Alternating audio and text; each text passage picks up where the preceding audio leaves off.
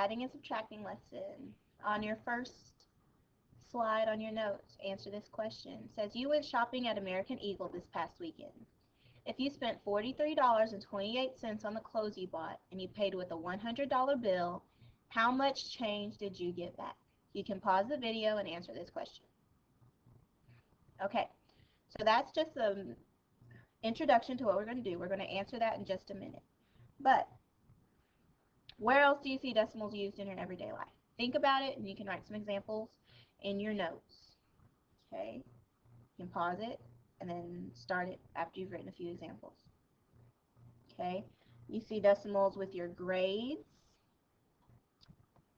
Okay, with your grades here at school, with point averages in games for volleyball or basketball or football or whatever.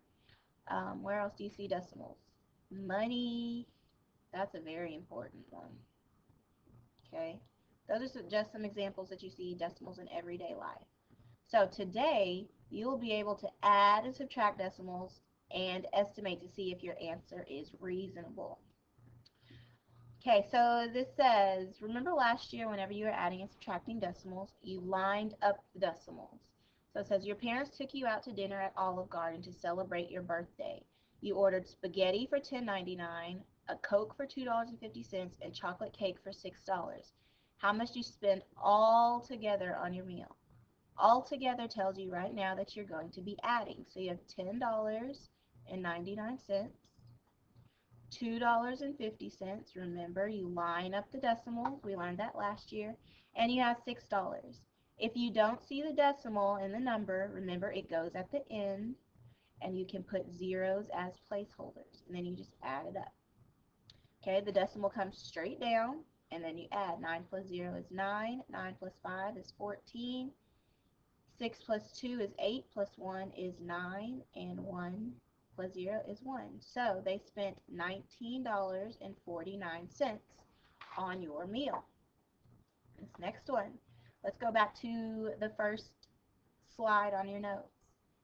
If you spend if you had $100 and you spent $43.28, you are going to subtract. So you have $100. Remember, the decimal goes at the end with 2 zeros as a placeholder, and $43.28. Even when you're subtracting, you line up your decimals and bring the decimal straight down.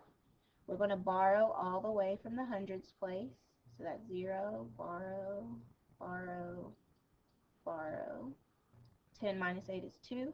9 minus 2 is 7. 9 minus 3 is 6. 9 minus 4 is 5. So the change that you should get is $56.72. Remember, line up your decimals, bring your decimals straight down, and then add or subtract. So here we go. We're going to do some examples. We'll do this one together. So you have 26 and 4/10.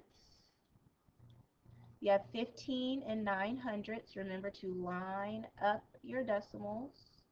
And you have 30. Okay, 30 is a whole number with no decimal, so where's the decimal go? At the end with the zeros as placeholders.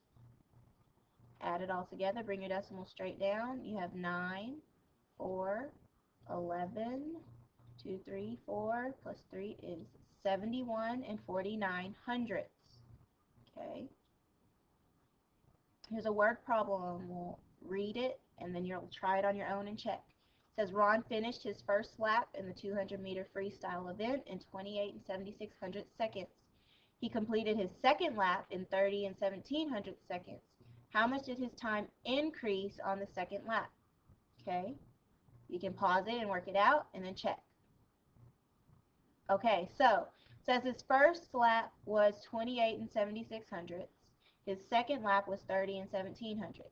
You want to figure out how much it increased, so you're going to find the difference between those two. So you're going to do 30 and 17/100 minus 28 and 76/100. Remember, line up your decimals and bring your decimals straight down. 7 minus 6 is 1. You got to borrow. 11 minus 7 is 4. 9 minus 8 is 1. So the second lap increased by 1 and 41/100 of a second. Okay, try this next one on your own. You can pause the video. Okay, so you have 275. You don't see a decimal, so where does it go? At the end, and you'll put 2 placeholders because the second number has 2.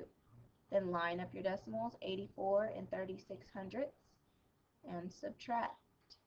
Bring your decimal straight down. You gotta borrow, borrow. 10 minus 6 is 4, 9 minus 3 is 6, 4 minus 4 is 0. Borrow. 17 minus 8 is 9, and 1 minus 0 is 1. Okay, so the answer for 275 minus 84 and 3600ths is 190 and 64 hundredths. Try this next one on your own. Yes, it is a word problem. Pause the video. Okay, it says, Ava owns a deli and buys fruit in bulk. Today she bought 12 and 9/10 pounds of apples, 6 pounds of strawberries, 8 and 7/100 pounds of grapes, and 15 and 2/10 pounds of oranges. How many pounds of fruit did she buy all together?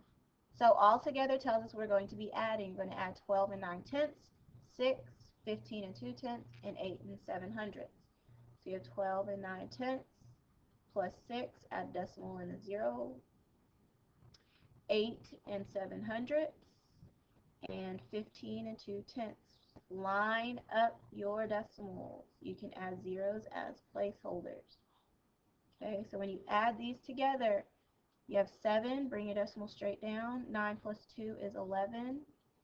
6, 7, 8, 9, plus 8 is 17, plus 5 is 22. 2 plus 1 is 32 and 17/100 pounds of fruit. Do the next one on your own and check your answer. You can pause it. Here we go. In 1999, 143 and 8/10 million bushels of corn were grown in the U.S. In 2000, 169 and 83/100 million bushels were grown. How much more corn was grown in 2000 than in 1999?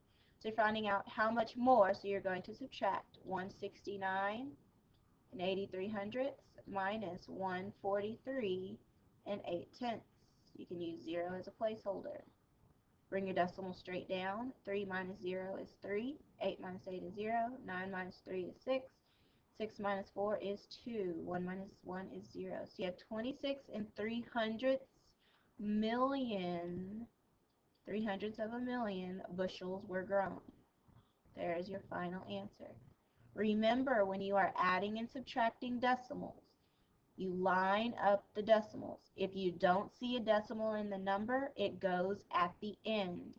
You can put zeros as placeholders, but remember to always keep your decimals lined up. Okay? You will go on to step 2 of your notes if you understand. If you need to go over the video again, you can do that.